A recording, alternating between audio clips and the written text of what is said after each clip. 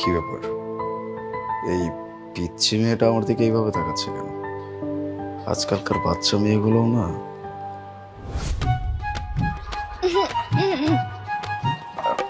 কিছু বলবা? আপনি তো আকাশ, তাই না? হ্যাঁ, আমি আকাশ। তুমি কে? আমি জুলিয়েট। সবাই আমাকে জুলি বলেই ডাকে।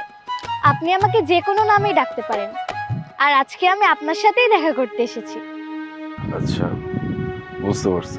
ঠিক আছে, আমি তোমাকে জুলি বলেই ডাকবো।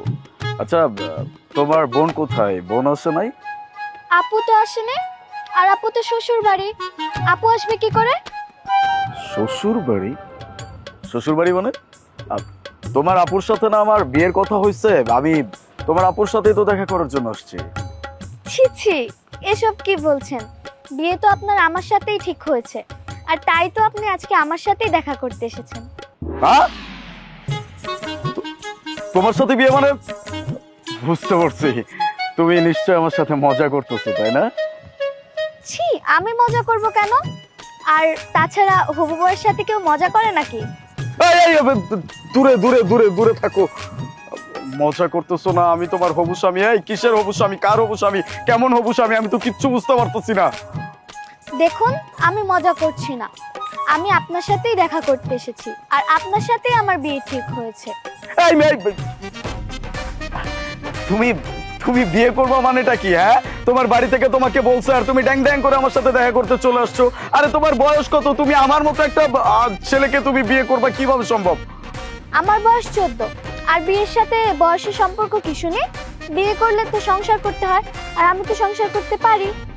কি সংসার করতে পারো মানে? আগেও সংসার করছো? না, আগে সংসার করিনি।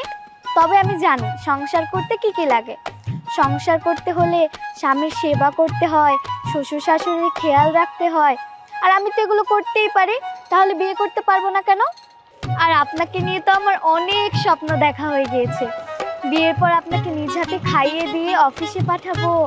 আপনাকে একটু পর পর কল করে আপনার খোঁজ নেব। আপনি রাতে বাড়ি দেরি করে ফিরবেন, আমি আপনার জন্য খাবার নিয়ে বসে থাকবো।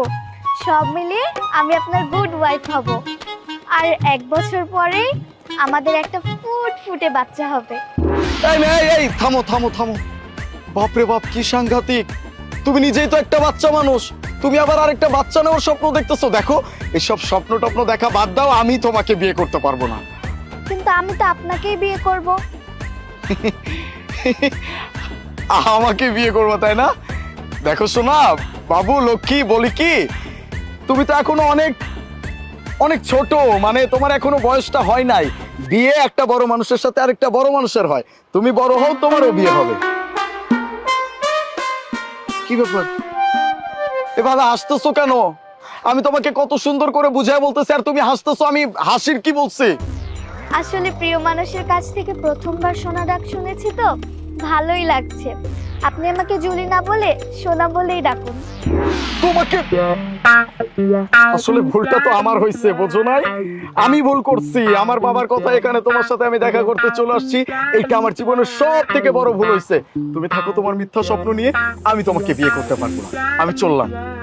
ও হবু স্বামী, তুমি যাই করো না কেন, বিয়ে তো আমি তোমাকেই করব। কারণ তোমাকে আমার ভালো লেগেছে।